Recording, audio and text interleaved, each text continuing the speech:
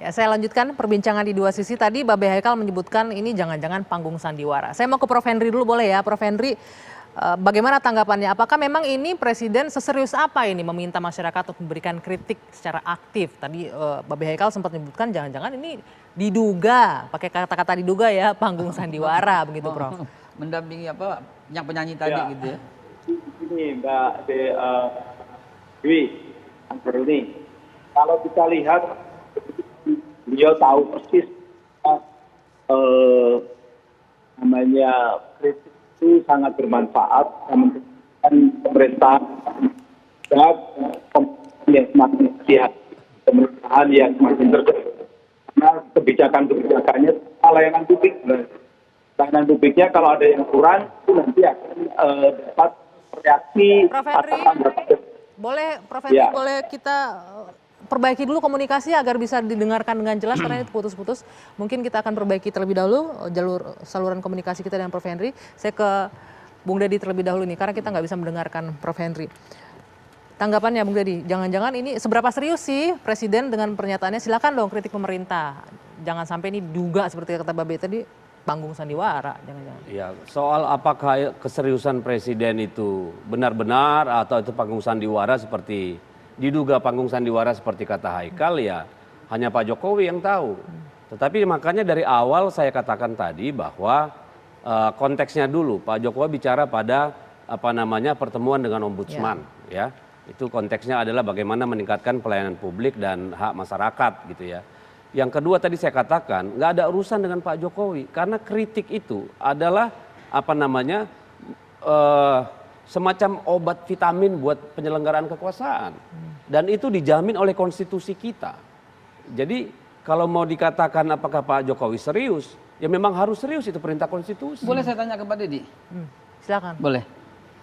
Ada nggak kritik yang disampaikan masyarakat lalu diambil oleh Pak Jokowi atau oleh pemerintah? Ya, saya kira banyak yang diambil. Salah satunya apa kira-kira? Banyak perbaikan yang dilakukan pemerintah. Anda tinggal buka aja internet ya. Saya nggak usah lah. Ini sangat teknis kalau menurut misalnya, saya. Misalnya dalam gini, kebijakan juga banyak. DPR, ya. Misalnya gini, masyarakat mengkritik.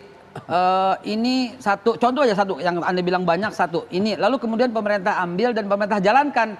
Sehingga kita ntar dengan niat baik Pak Jokowi kita sambut. Kalau kita bicara itu nanti kan jadi hal-hal teknis. Tapi inilah cara pandang yang seolah-olah dari awal sudah ada framing di kepalanya bahwa negatif, bahwa tidak ada yang didengar oleh masyarakat. Enggak, jangan.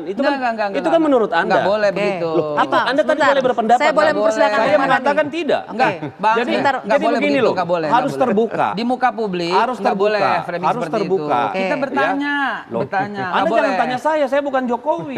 Lo barusan kan bilang. Kalau pemerintahan saya kira sangat banyak yang diperbaiki.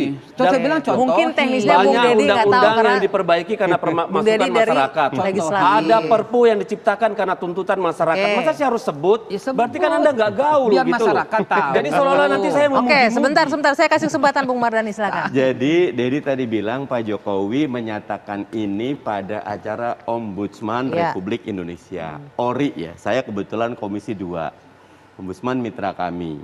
Ombudsman ini KPK-nya Komisi 2. Kita terus memperkuat, mendukung. Tapi saya tantang Pak Jokowi, ayo naikin anggarannya Ombudsman. Anggaran tahun 2020 cuma 206 miliar. Padahal Ombudsman tingkat provinsi tidak boleh mendapat bantuan dari APBD. Semuanya dropping dari atas. Kenapa?